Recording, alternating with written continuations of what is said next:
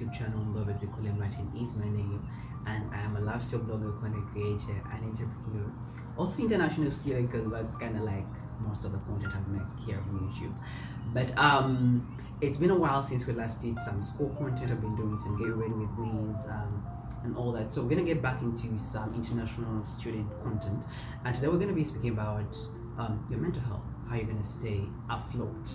Now, I think I've already spoken about this in the videos prior. I think you can actually watch them, like, applying, getting to choose what country, getting to choose what school, how to get scholarships, the application process, and all that in general.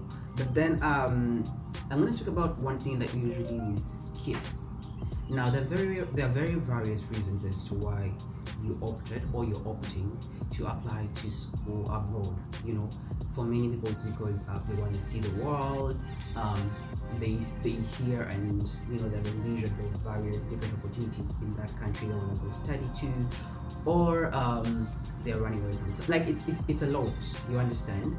And for any reason you have, it takes actually a very sincere level of being brave for you to actually just pack up your bags and pack your whole life into a suitcase, leave everything you love, everyone you've been accustomed to, and move to a completely different country, state, or something like that for school for a very, very long time. And for various international students, they don't get to go back and forth because it's very expensive to go back home and come back, because most times that you feel like, oh, I'm gonna go back is maybe like in December for Christmas holidays, and during that time tickets are very expensive, so it's you cannot do that. And then another time will be summer, and again during summer tickets are very expensive, so it's always very expensive for you to go back and forth. And also depending on the reason as to why you left, you may want to be going back anytime soon. So it takes a certain level of it takes a certain level of courage for you to pack up your life in 2 suitcases or one and just travel across the globe and just do school. So I've been here since April for school. I had traveled before. I had been away from home before, but I always knew that next month I'm gonna go back home. Next month I'm gonna go see my siblings. Next month I'm gonna be with my friends, eating and shit. But then this time I knew it was gonna be longer.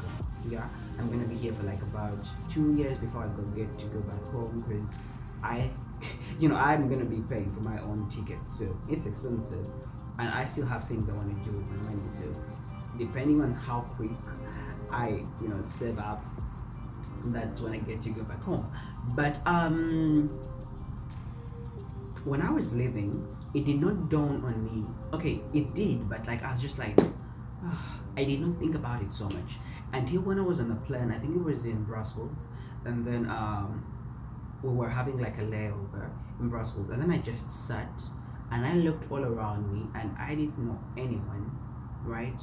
And I was like, wow, I'm miles away from every single person I know and love, and I am heading to a completely different country. I don't know any single person.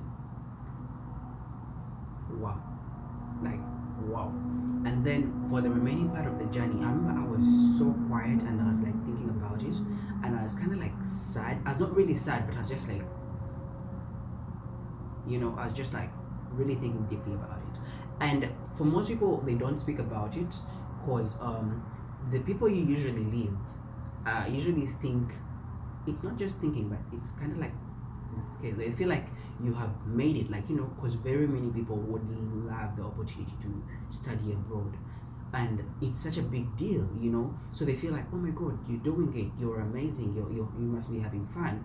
All time you really feel empty, and you feel like you have no one to talk to, and it can get kind of depressing sometimes. For some people, they lose it. So I'm going to be sharing with you guys some tips, and maybe you guys could also share with me some views in the comments about how you keep afloat. So one thing for sure is I call my people.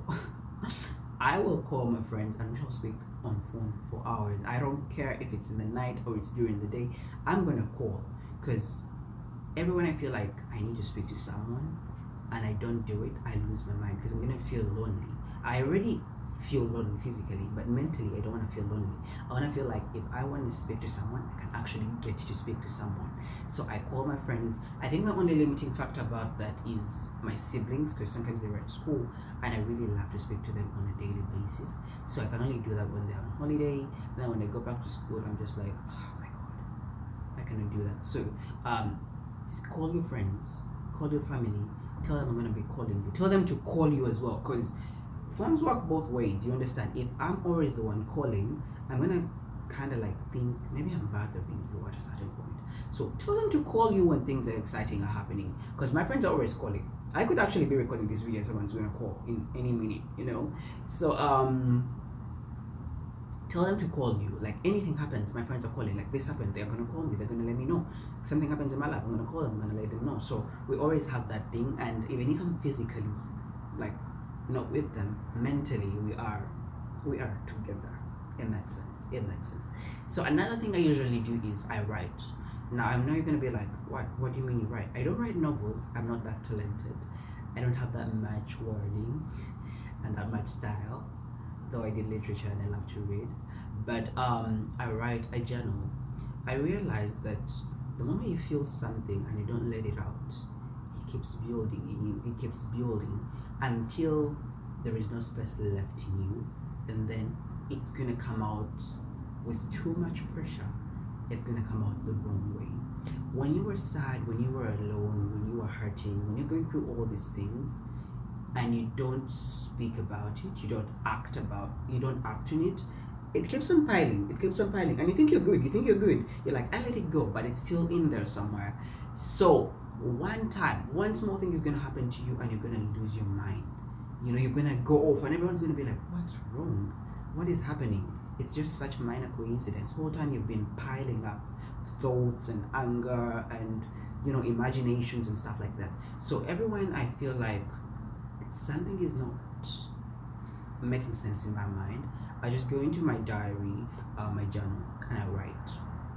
I'm so lucky. Back home, I used to live next to the lake, and I had just begun the journaling. I would walk to the lake, because the past 2 years have been weird. I think I've spoken about this. The past 2 years have been weird in a way that I have achieved most of the things I always dreamed of. You know, like things in high school that I admired, I have achieved in these 2 years. Every single event I always wanted to go to, I have gone to. People I wanted to meet, I have met. You know, like things I wanted to do, I have done. But even again, in these 2 years, I have gone through my worst fears. Like literally, my worst fears. If I could list my worst fears, I have experienced each and every one of them in the past couple of years, the past 2 years, right? So I have been losing my mind frequently, and I began to journal when my siblings, because when my siblings are around, I'm occupied. I'm like with them all the time, and then when they go back to school, I'm like, okay, because I was done with high school and I was home more, and for them they still have school, so they're in boarding, so they leave me at home. And I began to journal, and I would walk to the beach, because the beach was right close to my home, like 5 minutes. And I would walk there and just sit and listen to the waves and take pictures of the water and just calm down and try to, you know, romanticize my life. And it was helping. And when I was moving to come here for school, I remember telling myself, wow, I'm gonna miss the lake. I'm gonna miss going and just sitting and enjoying that breeze.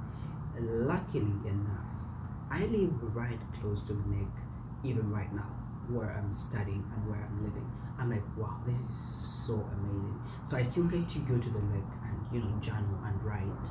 So get something that you were doing back at home that you can relate and can do here, wherever you are, doing your school, living, and just kind of like it helps you connect back to yourself and you feel in your true form. And journaling is also going to help you bring that out. Like I said, when you don't work on whatever you're feeling and you keep piling it up. Now, everywhere you write, it feels like you're sharing it with someone. It feels like you're speaking with someone, and it's out and it's out. And the more you write, the more clarity you get, the less you overthink, the less it's in your mind, and the more it's out in the world. So journaling is also a very, very And then the most important part is remembering why. The why is very important because very many times you're gonna feel like, why am I here? I can just go back home, to my siblings, to my friends, and be with them. But there is a reason why, you know, be it you wanted to have better education, be it you wanted to meet better opportunities, be it you wanted to visit that country, maybe you like to travel and you just wanted to use this as an opportunity to visit that country and try out new culture and stuff. That why is gonna help you stay grounded in this throughout this whole process. Ever when you feel like, oh my god, oh my god, oh my god, remember the why and then be like, okay, I have to achieve my why. I have to achieve my why, and that is going to help you as an international student. Anything other than that, I feel like it's good. Enjoy the butterflies, make friends. You're in a place where no one knows you. Move out, try new cologne, dress a certain way that you love, do your hair however you want to do it, get a piercing if you want to get a piercing, live life. Because what's funny is today is the youngest I have ever been in my whole life. I mean, for the rest of my life. Yeah. Tomorrow I'm gonna be older. Tomorrow I'm gonna be older. Then the next week I'm gonna be older. So today's not gonna come back. You cannot keep thinking about everything. Give yourself some grace. Enjoy. You made it to the country you wanted to the university you wanted to. Now relax. Have some fun. Go out, take some tea, sip on some wine, just be happy. And everything's gonna happen in its time. Everything is gonna happen in its time. And I think that's it for now. And don't remember, good heavens, don't forget to subscribe to my YouTube channel. I'm gonna be creating lots of lifestyle content, not just school content. I'm trying to diversify my content. Subscribe to my channel. There is a link in the description about why you can book a one-on-one session with me, and if you are planning to apply for university abroad, I can help you. I made various research. I didn't use an agent. I didn't use nothing. I did everything by myself. I got a couple of a couple of scholarships, a couple of acceptance letters, so I can help you with what I did, and you can go on. So there is that link in the description below, and a couple of other videos that can help you with your international student journey. Until then, I love you. Be yourself. Stay kind. Be pretty. Take some water, and go easy on yourself. I love you.